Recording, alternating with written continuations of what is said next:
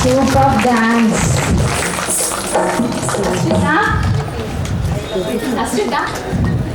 ఇది బరువైంటారా నీకు?